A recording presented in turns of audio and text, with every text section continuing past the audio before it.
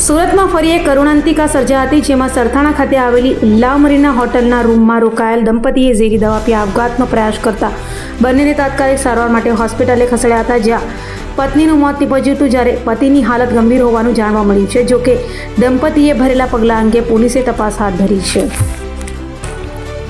સુરતના સરથાણા વિસ્તારમાં આવેલા બાપા સીતારામ ચોક પાસે એક ચોંકાવનારી અને હૃદયદ્રાવક ઘટના સામે આવી છે। અહીં સીમાડા સિલ્વર બિઝનેસ હબમાં આવેલી લા મરીના હોટલના એક રૂમમાં એક દંપતીએ આપઘાત કરવાનો પ્રયાસ કર્યો હતો। રૂમમાં બંને ઝેરી દવા ગટગટાવી લેતા દોડધામ મચી ગઈ હતી।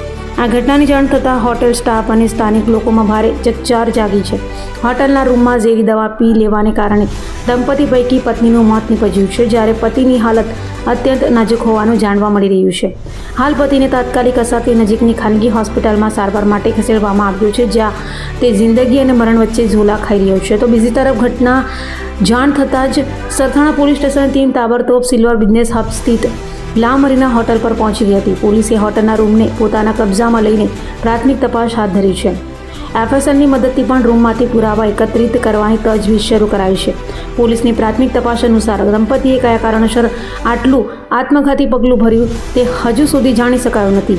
તેઓ ક્યાંના રહેવાસી હતા અને હોટલમાં ક્યારે આવ્યા હતા તે અંગે હોટલના રજિસ્ટર અને સીસીટીવી ફૂટેજના આધારે વધુ તપાસ ચાલી રહી છે। પારિવારિક આર્થિક કારણોસર કે અન્ય કયા કારણસર આ પગલું ભરાયું તે પતિ ભાનમાં આવ્યા બાદ અથવા પરિવારજનોની પૂછપરછ પછી જ સ્પષ્ટ થશે। પોલીસે હાલ અકસ્માતનો મોતનો ગુનો નોંધી આગળની કાયદેસરની કાર્યવાહી હાથ ધરી છે।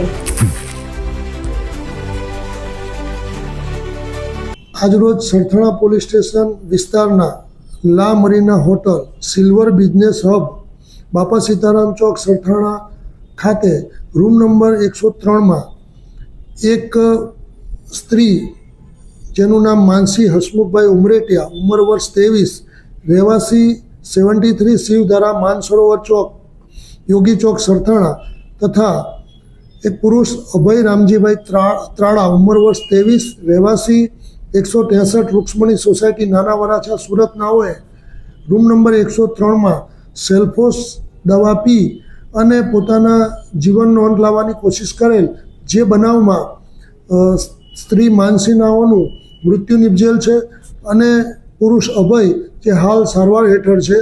પ્રાથમિક રીતે જે આ બાબતની જાણકારી સરથાણા પોલીસ સ્ટેશનને બનતા ત્યાં ત્વરિત પહોંચી જઈ તેઓને સારવાર અર્થે હોસ્પિટલમાં મોકલાવેલ છે અને પ્રાથમિક રીતે તપાસ કરતાં આ બંને વ્યક્તિઓના મેરેજ થઈ ગયેલા હતા। તેઓએ કોર્ટ મેરેજ કરી લીધેલ હતા અને ઘરેથી પણ લગ્ન કરવાની સંમતિ મળેલ હતી અને ટૂંક સમયમાં જ હિન્દુ રીતિ રિવાજ મુજબ તેઓના લગ્ન થવાના હતા, પરંતુ કોઈ અગમ્ય કારણોસર તેઓએ આ ઝેરી પદાર્થ પી અને પોતાનું મોત નિપજાવેલ હોય, જે અનુસંધાને હાલ સરથાણા પોલીસ સ્ટેશન તપાસ કરી રહેલ છે।